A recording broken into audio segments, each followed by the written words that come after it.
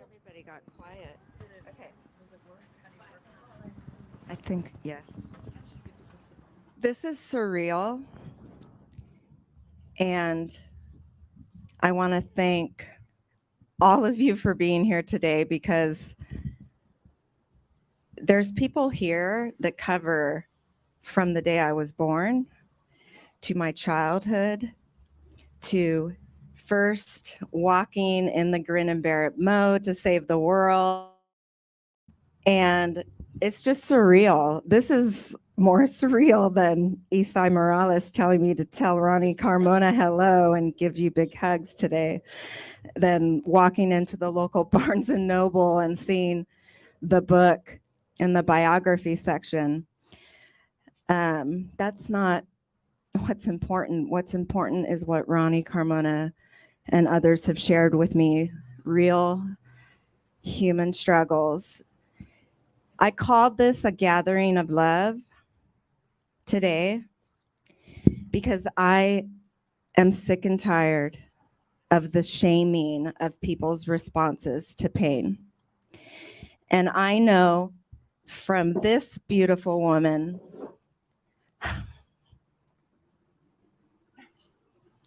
that we have a choice every single day between love and fear or judgment. That statement holds so much in it. But today I know that my mind is survivalist in nature. And I would say 90% of the thoughts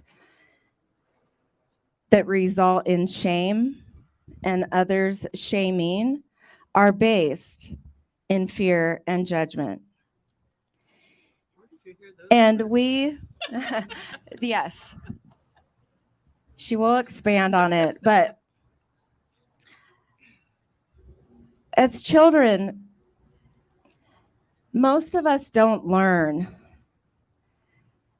how to stay connected to our core innocence that never changes. Most of us don't learn or are reminded of what we can do to remember the only truth that matters. And I say it repeatedly that we are infinite beings, whole, divine, and complete.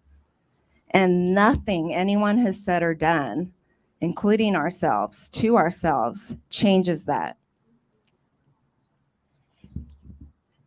Yet when we're not aware or learn to become aware of how our mind creates this ego identity and most often creates these fears and judgments, it separates us. And so we grow up, we have the grin and bear it mode through everything. We keep going, we keep going. That's what I did. I kept going, I kept going. My hope and the love that I saw was all saving other people, saving the world. And when that world began to shame me, it brought me to the depths of darkness because I did not know how to get out of my own shame within. When running to stand still, we all can relate. We're yearning for this place of calm and safety, this place where there is no judgment, no fear. And I know today that we can create that space within us. The word home evokes many different things in people. It may be memories from childhood about, where you played in the backyard, that familiar plate that you ate. There may be memories that are full of fear. There may be good and bad. As adults, home is like that one refuge, those four walls that we go to, set aside from the rest of the world. A home within is an infinite place. And it's a place that you can obtain, that you can connect to wherever you are at. In my last relapse, my story included treatment, jail, hospitalizations. And the one thing that I kept repeating to myself is, you are not a body nor your thoughts. And this home is within you. Home is within you. Connect to your truth. I got myself there in this grin and bear it mode, in the self-will, trying everything. 12-step recovery. I began therapy, not trauma therapy. I had met Kundalini yoga, self-help books, all of the sorts. I had my to-do lists, and it was, again, that grin and bear it mode and this ego mind identity and all the fears and judgments that led me to my knees.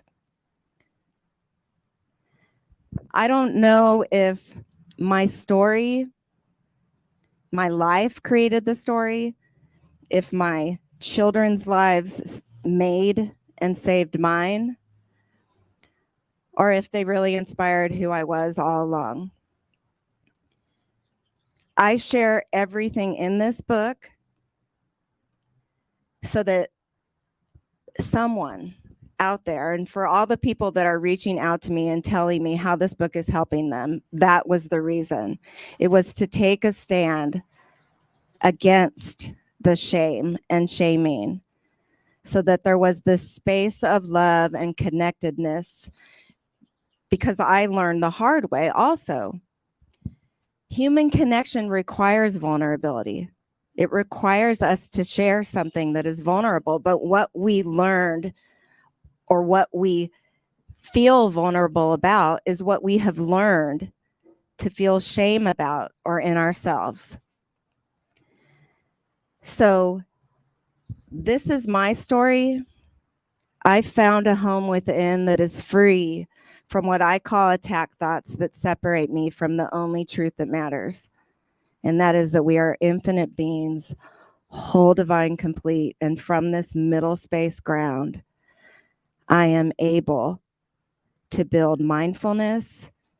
I am no longer in a place of desperation where I'm committed to my stability and sobriety.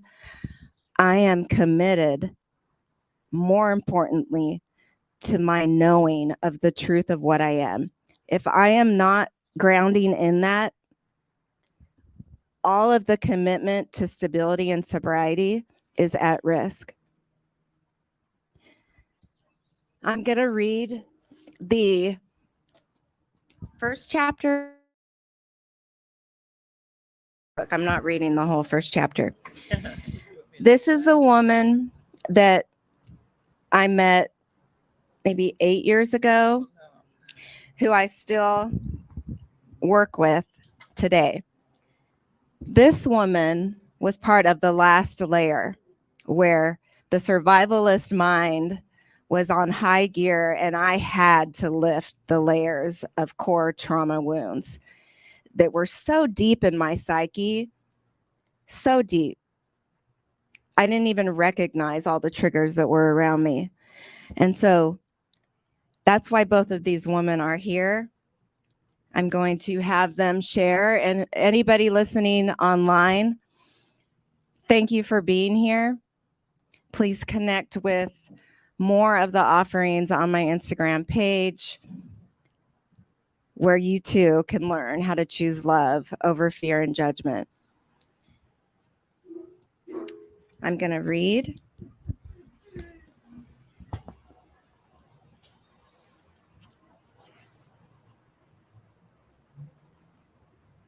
This is the introduction to Home is Within You. Dear son, when I visited the angels, you were there. My father's inspiration carried me through years when I thrived working in my element. A little brown girl who simply wanted to save the world, I became a passionate attorney and school board member in the city he grew up in. Young, smart, and beautiful, they said, an up-and-comer. I simply wanted to bring warmth and light where the dark was winning. So when a desperate mother, Ronnie Carmona, begged me to help free her innocent son, I went into autopilot. Many said I was crazy. Well, frankly, I am. At least now, I happily admit it. More importantly, I don't take that label to heart. A young, inexperienced lawyer, who the hell does she think she is? They asked. Sir, doing the right thing doesn't require permission or tenure, I thought. Go ahead and call me nuts, but the truth isn't, and it had to win. The fight to free a wrongfully convicted kid, Arthur Carmona, was off and running. Hundreds joined the effort and the press followed. Yet it all could have come to an end the night of the car accident. A big rig hit my car, hauling it off into a triple flip landing in an embankment out of sight. I wasn't breathing when they finally found me. 22 broken bones, a punctured lung, and a bleeding brain later, it took a mighty toll I'd fail to recognize for years to come. Dear son, and I have 3, you were there that night I died, long before any human idea of you ever came to be, engulfed in an infinite, formless warmth, love, and light. It is where no fear or judgment exist. It is a magnificent and all-knowing peace. My father's soul and innumerable others shined and thrived, whole, perfect, and complete. I didn't want to leave.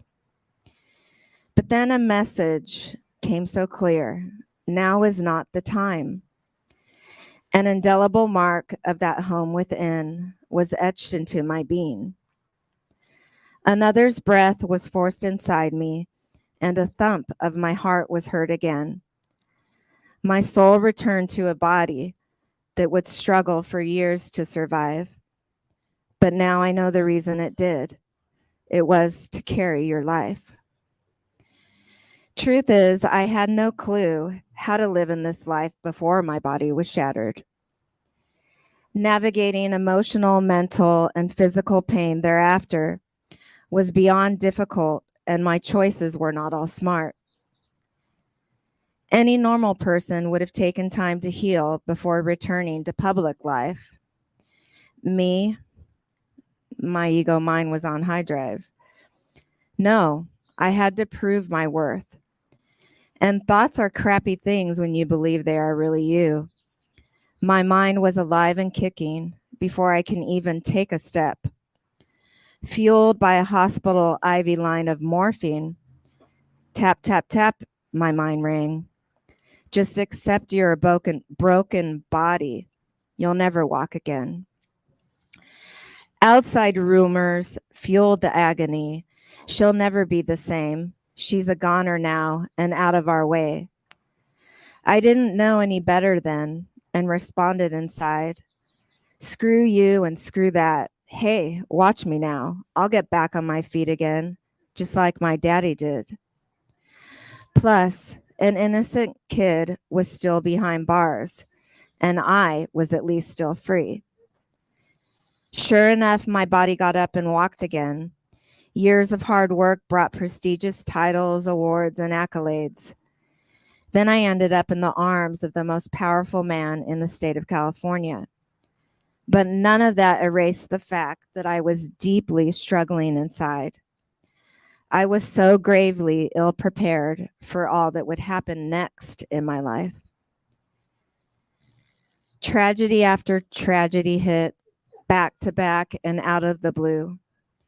Death and trauma reared their ugly heads, and I never could seem to catch up. Perfect fodder for a sociopath and highly addictive drug. I fell into a swamp of terror and saw absolutely no way out. Worse, the press marred the truth and turned my agony into a scandal. The system denied justice and the hell only continued. Shame consumed my entire being, and I nearly let it kill me too. All connection back to the truth, that home within, was stuffed down deep and forgotten. I was once the up-and-comer, but now my life became treatment, jail, and hospitalizations. Bumps and falls, hopes and gains, the road to recovery was filled with challenges. All along, there you were, dear son, waiting for mommy to get better.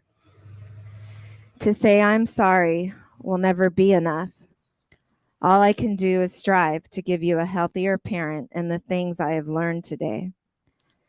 It was only in you that hope and commitment remained. It was only through you that I could barely breathe again.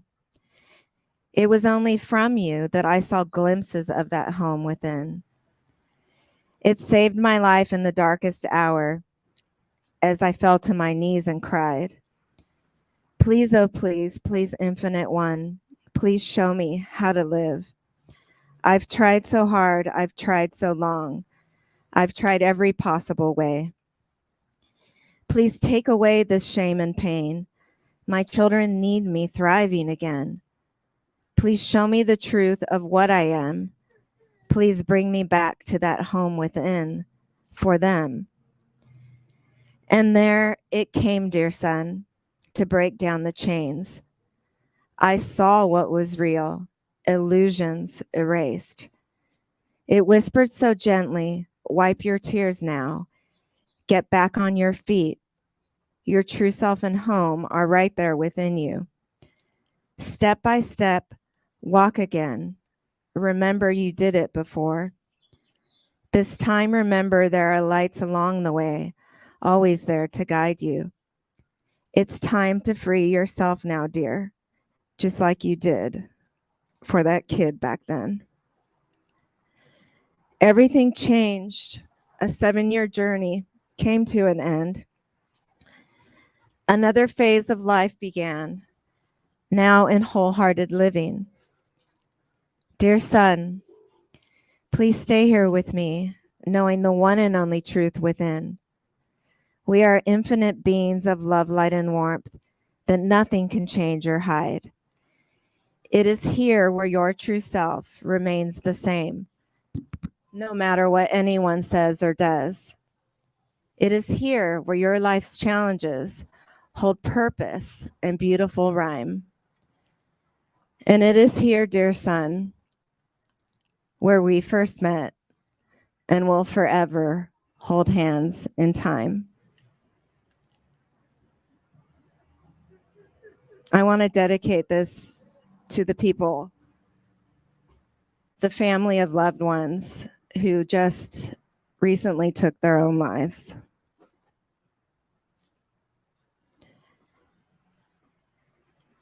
When we choose love, we can choose loving responses to people's responses to pain and not fear and judgment. And it is these two women that helped me to get there over a long, long journey. Thank you for listening to all of that. I would like for Miriam, well, Can't choose. yeah, I know you need to leave a little early. Dr. Michelle Martin has done amazing work.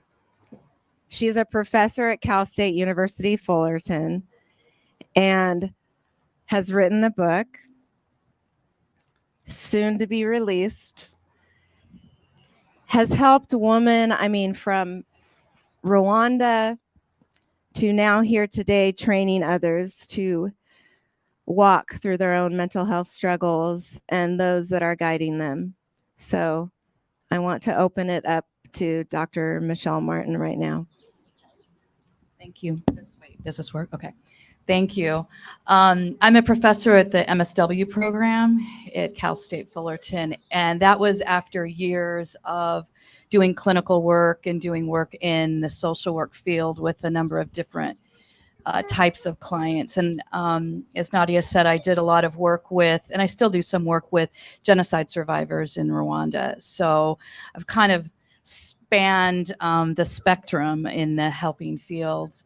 I remember when I was in graduate school, one of the many graduate schools I began and quit before I finally found one that stuck, where one of my professors said that people who go into social work are typically people who couldn't cure their mothers. And I thought at the time, well, that's interesting. It's true for me. I don't think it's true for everybody, but usually people go into the helping fields because they've gone through some trauma themselves. And if we don't work through that trauma before we jump in to start helping people, or at least become aware of it, then we end up compartmentalized. And that's what happened with me, is I could tell people pretty much, share incredible wisdom with clients and with students, etc. But I oftentimes didn't extend that to myself. And the reason why I ended up focusing primarily on women was because I am one. And as I continued to learn in my own journey, I started blogging about it. And I blogged for Huffington Post for quite a few years. And I was really surprised at the number of people who responded, because I would put a blog out mixing my experiences as a therapist and as a professor, and then also throw some of my own journey in there, and then kind of all in 500 words, and then end up at a positive place through application. And every time I clicked that submit button, I was petrified that people would be like, I've never felt that way. And that I would be filled with shame. And some of the posts that were the most popular were those ones that I thought I was alone. Sometimes 20, 30,000 likes from women all over the world. And some of those, most of them had shame as the primary component. I think it's Brene Brown that said that guilt tells us when we've done something wrong, and shame tells us that we are wrong. And one of the things my book is focuses on women, but particularly on middle-aged and aging women. Why? Because I'm middle-aged and aging. And that is really where it kind of all came into focus for me. And I realized how compartmentalized I was. I had one persona here and one persona here, another persona here, and they were not merged. And while I, again, was telling clients we need to be integrated and whole people, I wasn't myself, but didn't realize it. And because I kept myself so compartmentalized, I was very quick to identify myself as a great communicator and identify myself as all these things, having done the work. Now, I've been in therapy since I was 16. But then I hit a point where I realized that wasn't the case. And after I did the same thing, read all these self-help books, I've got a master's degree, a PhD. I mean, I've done all the studying you can imagine. I've written 3 textbooks, and yet it still didn't enter my heart in a way. I would have denied that 15 years ago, but it really didn't. And I had to have the experience of I was a single parent and having my only son leave for college for me to fall apart and have one of those on the floor in the bathroom experiences. Although I'm not a great house cleaner, so my experience was in the living room where the floor was cleaner. And I realized at that point that how much shame had impacted me. And again, I had great narratives and great stories of how that wasn't the case. And hopefully had helped countless people with my writing and my counseling and teaching, but I didn't ever let it really penetrate me. And that's because I think I dealt with everything up here in my head and not really in my heart.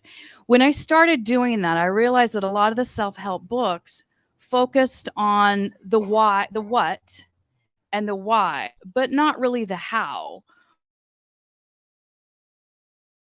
Authentic. And I thought, that might work for people who are healthy, but for people who like, I grew up in an upside down world. I learned that everything that was actually right and healthy was wrong. Speaking my mind, setting boundaries, etc., were all bad things because it inconvenienced other people around me. And then also, as women, we're socialized to be that way, to be the master accommodators and caregivers. And that's where most of my self-esteem came from. So my book really focuses more on how, when we grew up in upside down worlds and we don't live in a particularly loving and kind world, how is it that we can then heal and get and get shame out of the way. If I could, and I don't want to take up too much time because I want Marianne to talk too, but if I could come up with one formula, and I'm very, in the beginning of my book, I say two things. One, there's no formula, and then I'm going to tell you a formula. And the other thing I said is I'm the least, so my book is called Aging Naked. And it's about how to really live authentically in middle age, in older adulthood. And one of the reasons I think that's challenging, because that's the time after 50 where most women will cite their beginning of starting to feel invisible in society, and even with their own friendship groups, feeling very invisible. And that was the case for me as well. And I say in the book that I'm the most unlikely person to write a book about transparency and authenticity, because I spent the majority of my life hiding who I really was. And I think the first step is figuring out who we are, because I certainly didn't know. I knew my personas, but I didn't know who I really was. And the next is this concept of, I think this might be an AA concept, the concept of rigorous honesty. That's not to say we're not, okay. I think that's not to say that we shouldn't use discretion, right? We don't meet someone on a plane and say, here's my whole life, although I have done that before. And the Uber driver. But really get really honest with ourselves. When I started writing, so my book is actually self-help / memoir, which is not a genre. I created it. And I have a literary agent now. She's like, don't ever call it that, because there is no genre. I'm like, okay, well, there will be in a few years. That I hadn't read any self-help books other than Cheryl Strayed, which was really more of a memoir, that where the author is actually kind of leading the charge in this. And that I had to stop writing a few times and go back to therapy, because I thought, oh, I'm not telling the truth here. I had so many narratives in my head of my own journey, and how, one of them was that I was always very courageous and adventurous, and I set across the country and lived in a lot of different places before coming back here.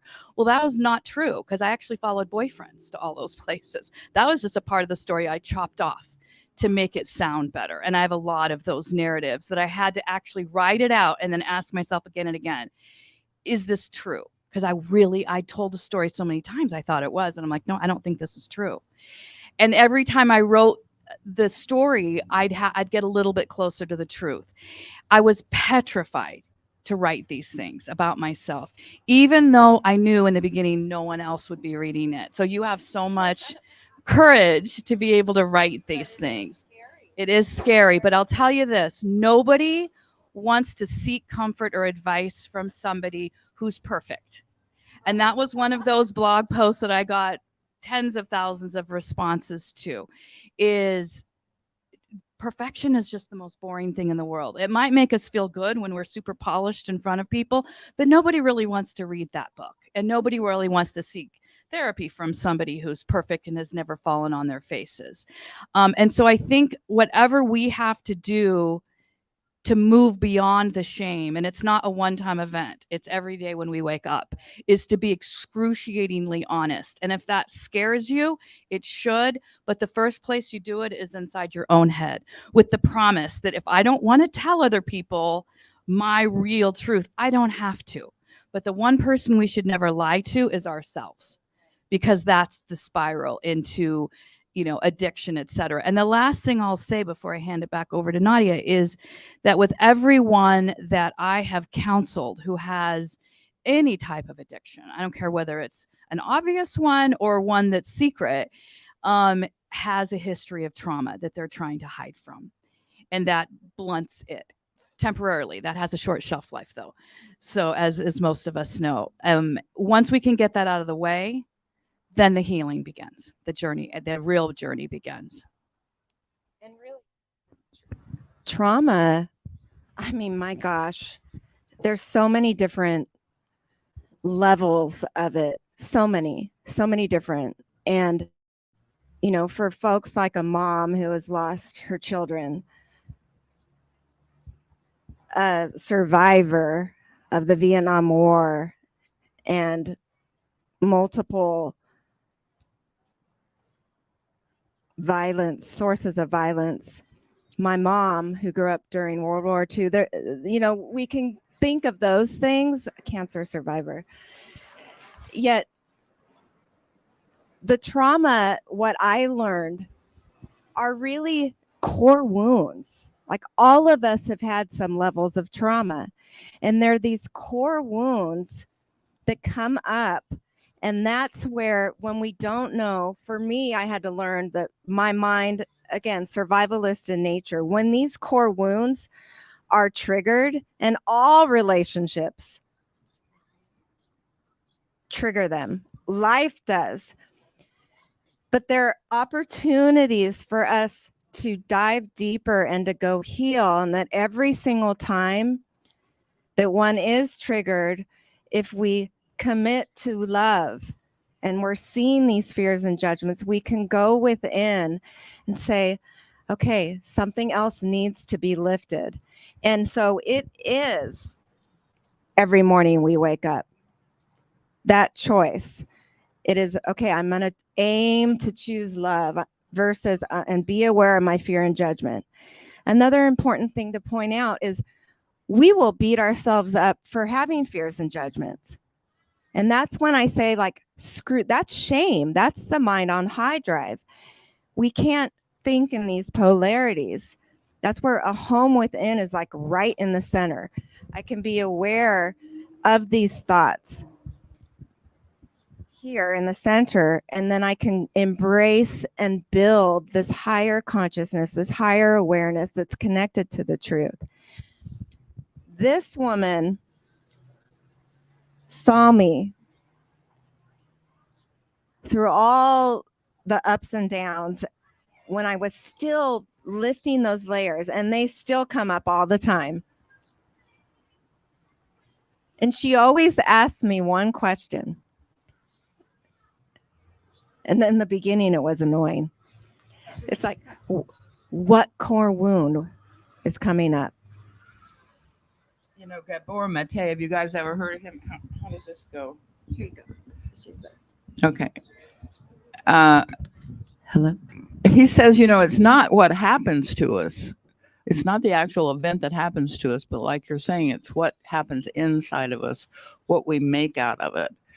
And I'm working with Nadia is just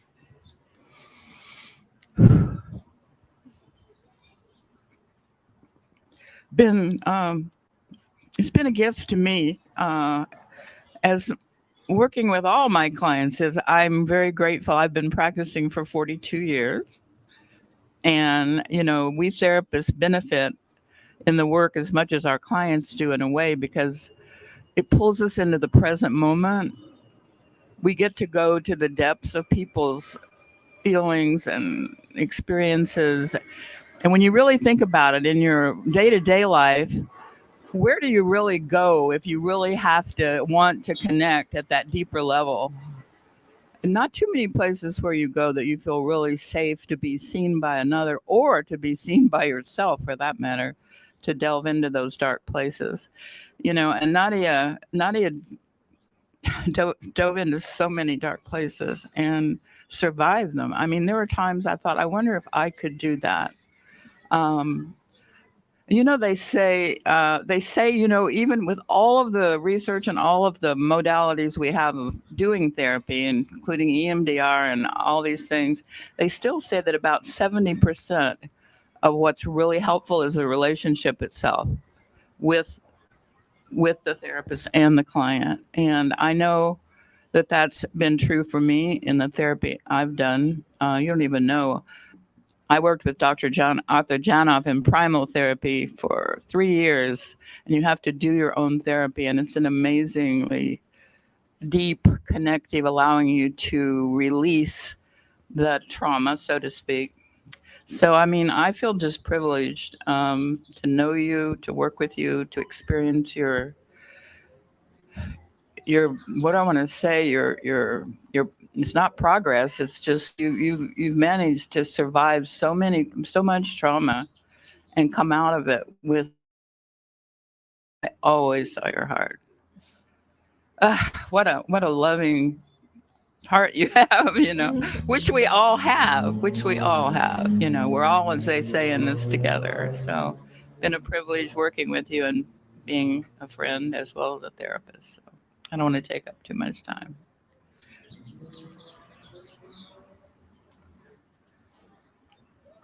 I walked into Dee's house, a treatment center for addiction and trauma, at the height of that grin and bear it mode, and just not understanding how I got myself with a drink in hand again. And it was my mind, ego in that fear and judgment on high, just completely, all these trauma triggers. And she said to me, "You are not a body."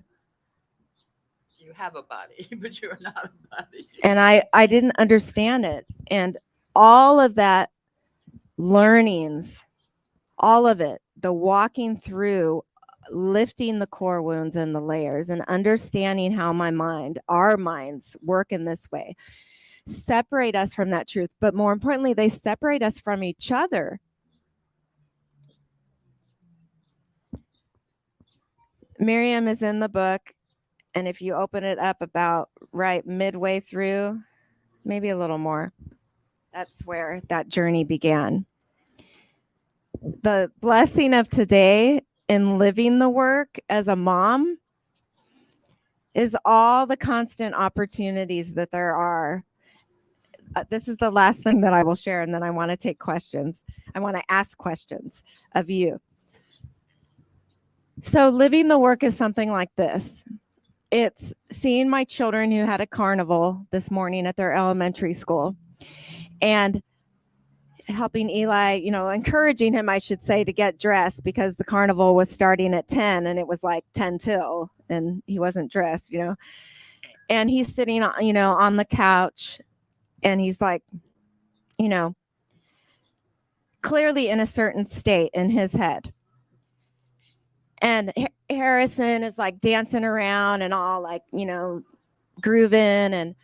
And so in my own awareness, it wasn't like someone else had said, he's cranky, he's in a mood, or, what's going on with you? It was, I can see that something's upsetting you. This sounds all like weird lingo, but it really isn't when you're in this mode. And I said, what's going on? What's going on? And after a couple of minutes passed, lo and behold, and what not had been discovered was that the evening before at a trampoline place, a kid had put his hands around my son's neck. And that he was the one, my son, that ended up kind of getting in trouble. And while he had this memory being imprinted in his head, simply by saying, what's going on, allowed him to talk about it, to create a different story in the end, and to not let his head sit, hopefully, inside this shame for pushing this kid away or whatever was being labeled onto him. And so there's little moments like this, like all the time, where we can notice when our mind is in this fear and judgment, when I can notice, hopefully, when my children are, and I can give that safe, calm space outside of me because I have that space within me. This book provides the roadmap, and thank you so much for being here.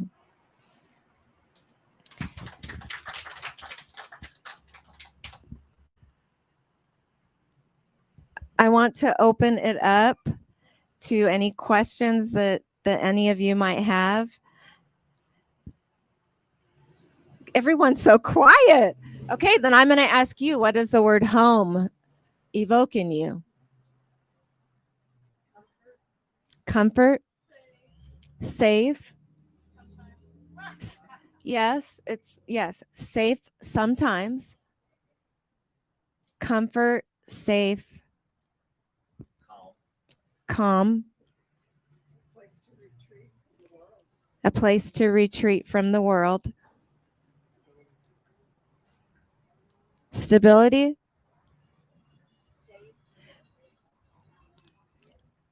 safe, love. Of course, Brian's going to say love. There's so many different people here from different walks. And for those that are watching, oh, peace. Okay. Peace, calm, love, mom.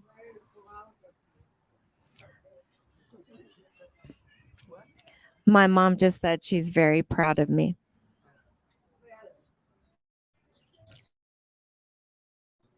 I'm very proud of you for how you're walking through so much right now and that you're sharing about it.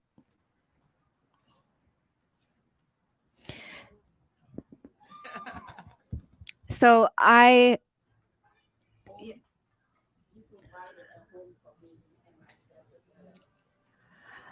my adopted Vietnamese sister, all of this is in the book, just said a home.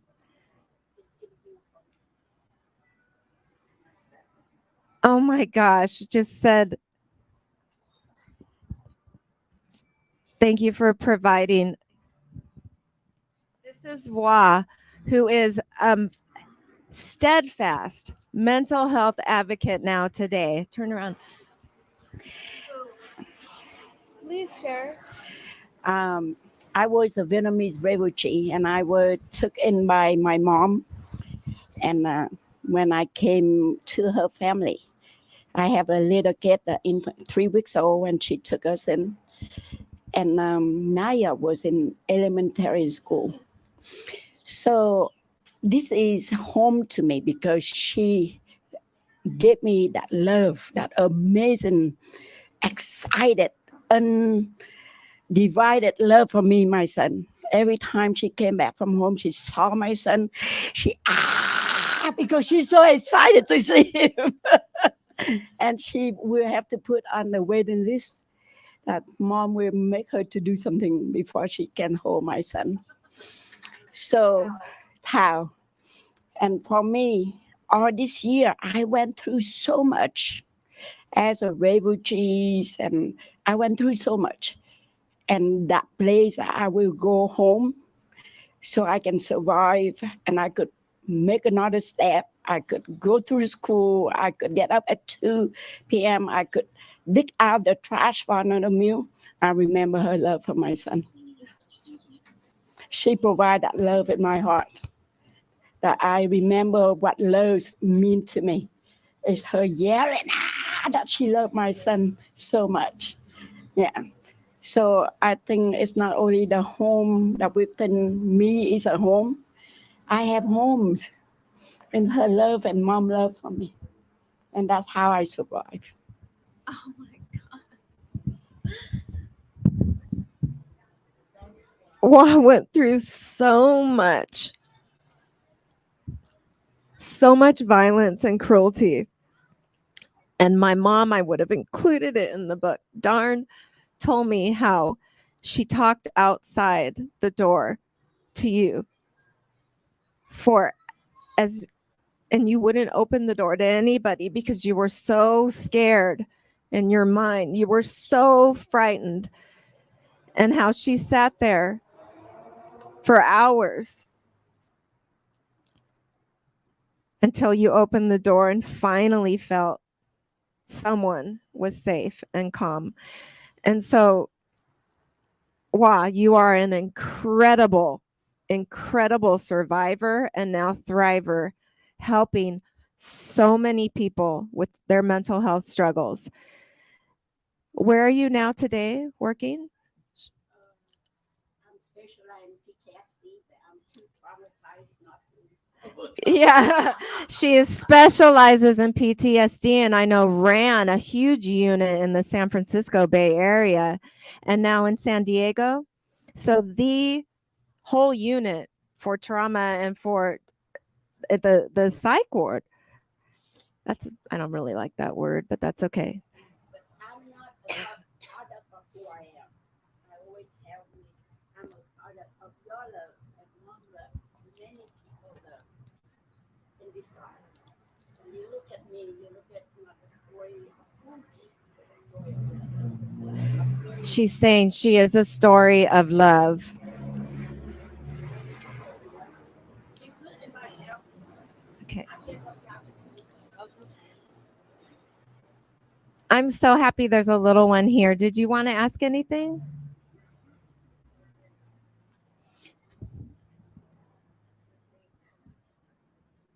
So, Jim Martinez and Ronnie Carmona, I met in the height, and Tim Black in the height of Santa Ana School Board, brand new attorney, Carmona days. Richard Reisman, the CEO, the publisher CEO of the Orange County Business Journal, I also met during that time. And you helped me to build bridges between a ton of different divides that created a space of neutrality between political parties, between all different other factions. And that also was choosing love over fear and judgment, was beginning that. So there's all kinds of different ways to do that. Okay. I do have a question. I'm curious, how did you learn to, when you saw your son stewing on the couch, how did you learn to say, to have a conversation with him instead of being like, bud, get up? So in the book, I describe these key moments towards the end. And initially, it was very, very hard because I would be triggered inside. And I began working with Kundalini Yoga and my spiritual advisor. And she asked me one thing, and that this is the one thing that I ask myself now today. She reminded me, you asked me. She asked me, what is it bringing up in you? And it was, I didn't want him to hurt like I did. It was personalizing it to my own trauma experience. And I unable to be present for my son. It was bringing up the shame, the word. He's not with me 24/7 today. So I wasn't there last night at the trampoline thing. And no, it doesn't go there anymore. And then walking through that core stuff with her, we learn more. And my spiritual through Kundalini Yoga was, what was the original choice through which this child was made? My twins were not made the traditional way. It was, I had an overabundance of love that I wanted to give. And it was from that choice of love. And so she reminded me again to choose this space of love where I would become far more aware of this fear and judgment that may separate me from this moment. Now, after all of those learnings and everything, I am now able to not just recognize my own, but I'm able to recognize it when my children are it and when other people are in their own fears and judgments, and to then respond compassionately and to know there's something happening that is separating them from their truth, but more importantly, from each other. It's called being in allowance without judgment. In order to be an allowance of what's happening to our kids or around us, we have to learn how to deal with the triggers and be able to set that aside and be present, just like you were with him. But it takes some learning. It's not an overnight fix. It's a practice for me. But it's an amazing practice, really. Yeah. I want to just say one thing about that practice because I think it would be really helpful. When we're triggered, what do we think is happening? That person said something and it triggered us, right? I mean, whatever it was. Think of the last time you were triggered. The interesting thing about it, though, is the trigger is not what's causing us to suffer. The trigger goes inside of us, inside our story and our beliefs, and we put the meaning on it. What we're suffering from is the meaning we're putting on it. This is not judgment. This is just reality. So that takes us out of being victims, and if we could just be willing to take 100% responsibility for every time we're triggered, we would wipe out that ego within us and open our hearts to more love every minute. And eventually, I would be loving you from the love that I already am instead of trying to get love from you, right? Which is what most of our relationships are about, getting rather than being able to give love, because we don't know we are loving yet, right?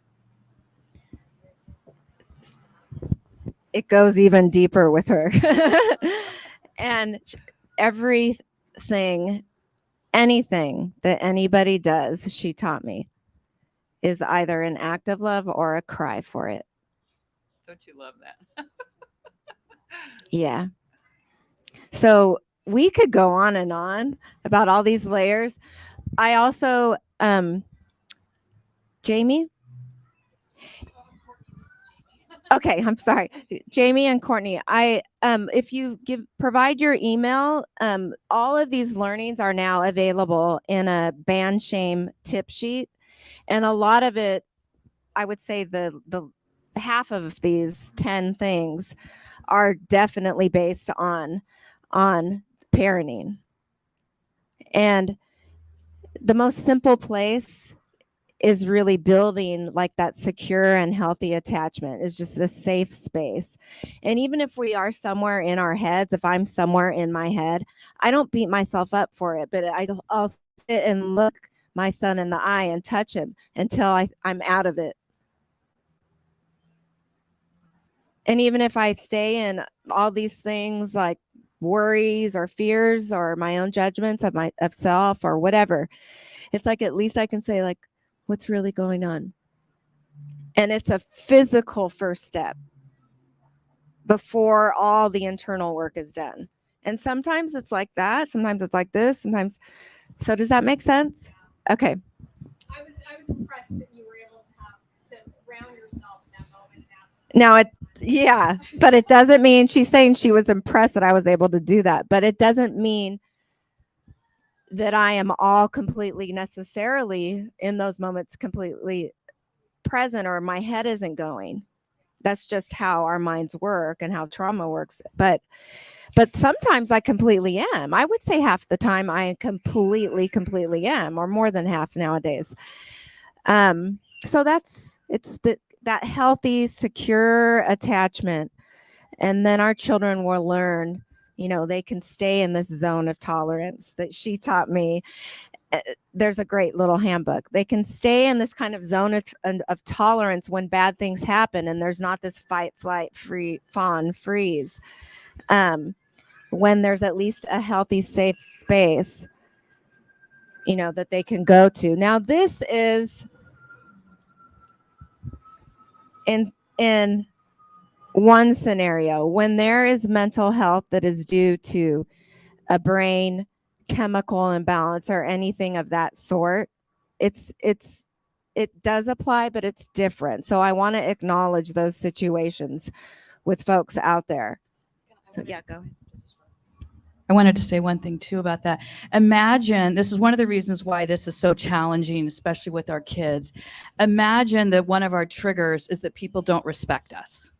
And let's say that was rooted in a childhood where we had authoritarian parents who was constantly judging, constantly criticizing us. And then we grow up never wanting to feel that sense of humiliation again, ever. We make a vow to ourselves, I will never let anyone treat me that way again. And now I've got a little boy who's sitting 10 minutes before he's supposed to be somewhere, and you've already asked him 4 times. If that trigger in you is, that's disrespectful, then we're going to be more likely to respond in the exact opposite way, right? And that's how we pass down these traumas and triggers to the next generation. It's not that we wake up in the morning and go, I think I'll be dismissive of my child's feelings, right? That's why it's so hard, because we think that's good parenting. I need to teach my child to have respect for me because I made a commitment. No one will ever treat me that way again. But it's the meaning that we attach to something that then leads us to an incorrect conclusion that then again risks repeating that. Yeah.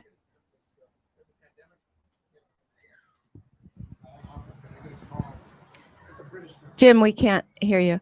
I'm sorry. It's all right. Here, if you sit here, I'll. Here. How do you turn this one on? Hi, I'm Jim. Nadia, I've known her for like 30 years. She's always been cool. We always liked her.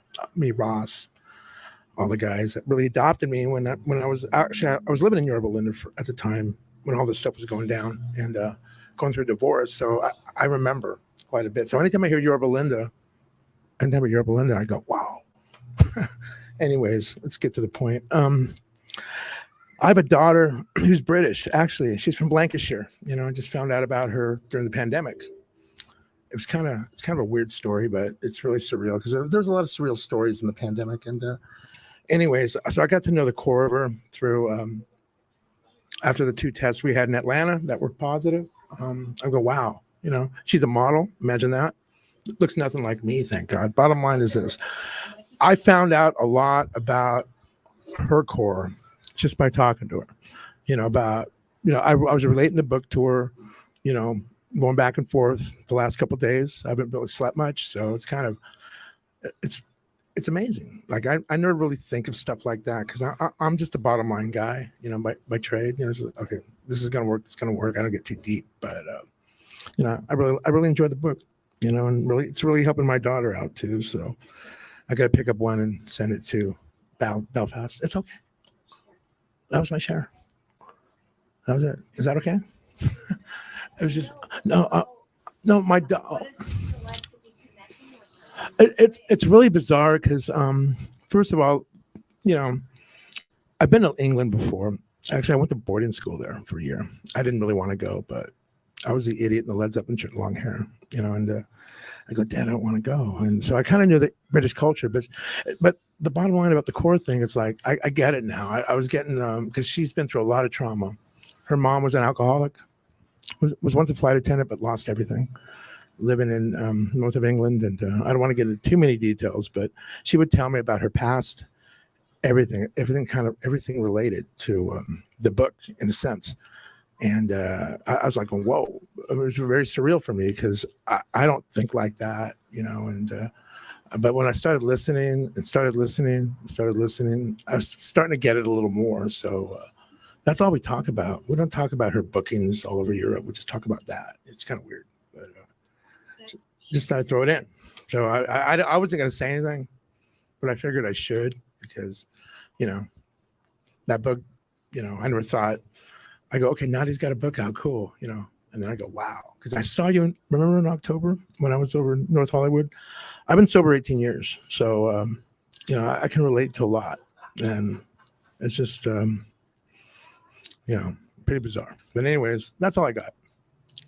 And there you go.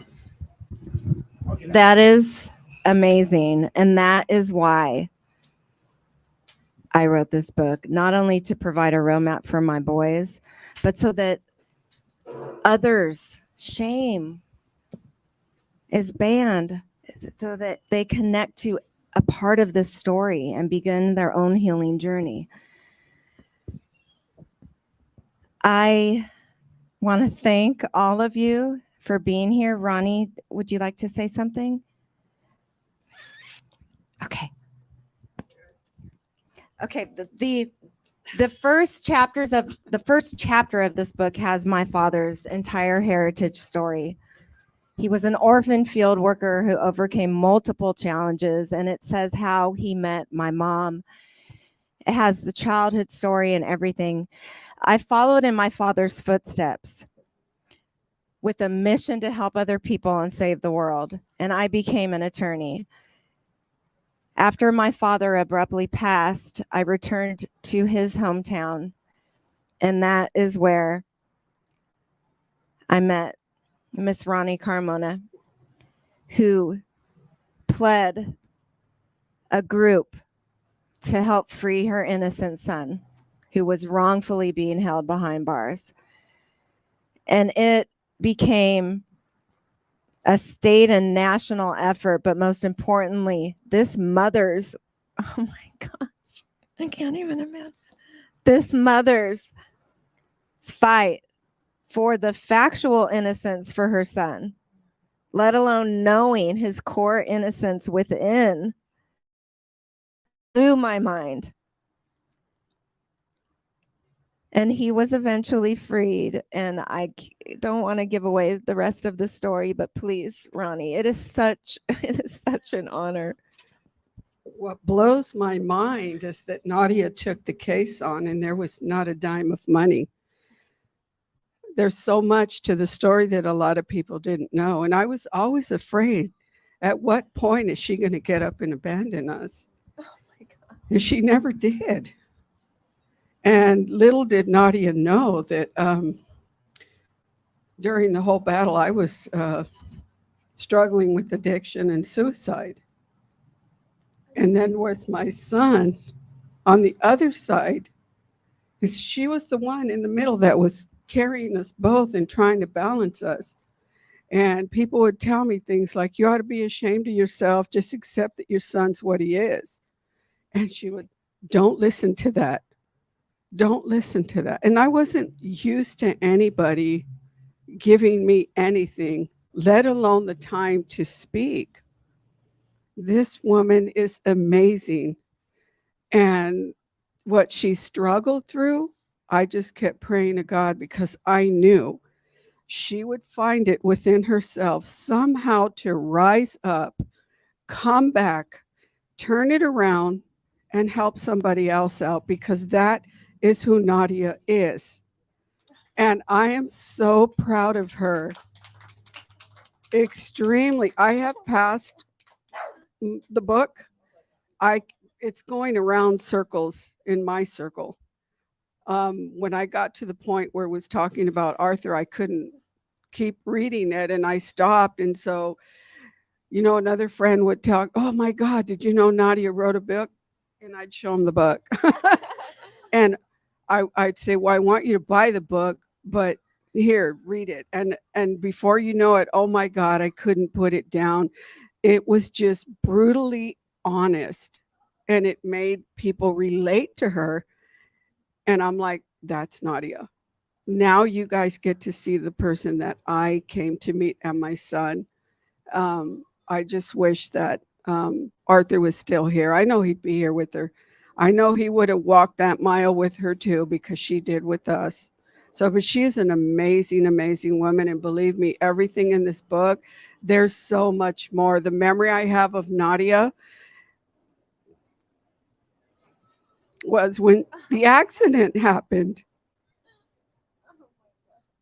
And instead of this woman fighting for her own life, she kept fighting for my son, to the point where I went to visit him and he told me, tell her to stop fighting for me.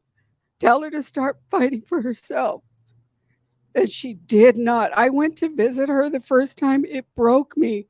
I walked in and I'm like, what am I going to see?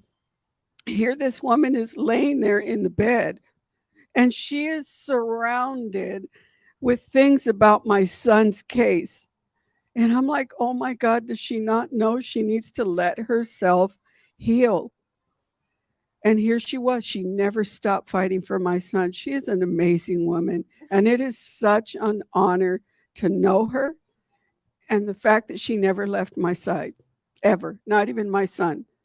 I don't know if a lot of people don't know that things came back to haunt my son. There was just this whole political, we're going to get back at him. And because what, you made us look bad in this. And they came back to try to get at my son. And the first person that my son asked for, Nadia. She turned it around once again and he got his freedom. And he still wouldn't leave this state. Nope, I'm going to do something. She never got paid for what she did. And a lot of people don't know that. Nobody would help us because it was, how are you going to pay? Right? And this woman stayed with us. I have that memory, that very first day, a blank screen on the computer, no formats, no access to legal forms, nothing. And we created that sub of attorney by using a format that we found in a book. And I said, oh, I can do that. And trying to help her, but she's such an amazing woman. And I'm so happy that the book is there and it's helping so many people. So, but she's brutally honest. For if anybody has any doubt, trust me, there's so much more to it, and she overcame it, and I'm glad she did. She's such an inspiration. Thank you, Nadia. You are such a sweet. Wow. I could go on and on from there. I don't know if people want this to close. I just want those to know that the part of the book when I first opened my eyes and couldn't move, I saw next to my bed a beanie baby, and its name was Hope. And Arthur Carmona had told his mom to bring that. And that's what got me to try and just move my foot back and forth to get the will. And then the body, the mind, the survival mode just kicked right in.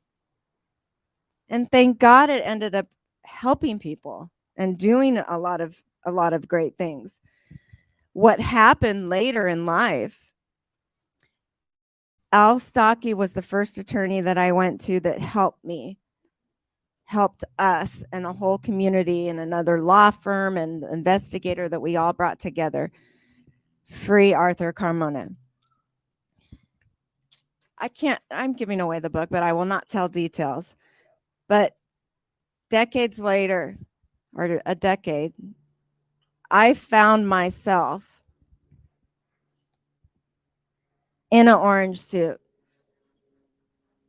walking down the same hall that Arthur Carmona had walked down, looking through a glass visitor's stall to Al Stocky, who was the closest thing to my father. That is where my journey began.